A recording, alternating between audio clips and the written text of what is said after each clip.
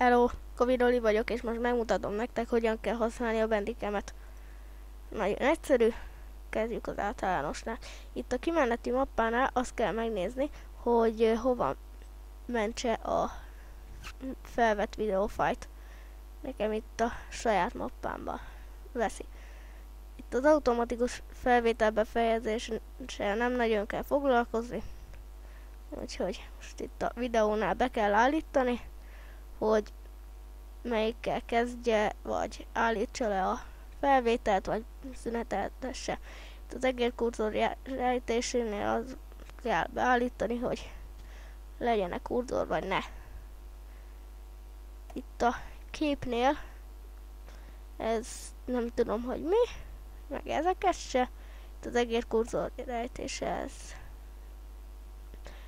amit az előbb mondtam.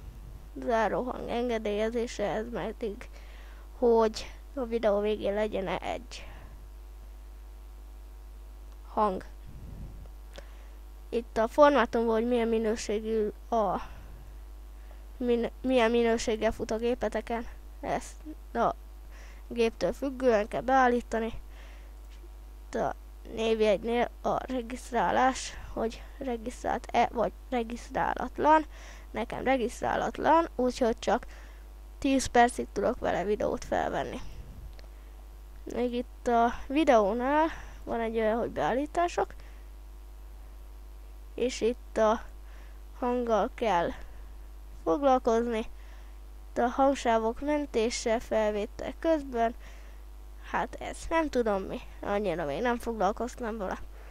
Itt a hangeszközt, itt, hogy mi vegye fel a hangot, és másodlagos hangeszköz, hogyha például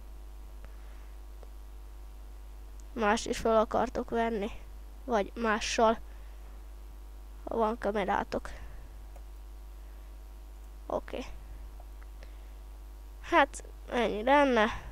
Következő videóm Counter-Strike lesz. Sziasztok!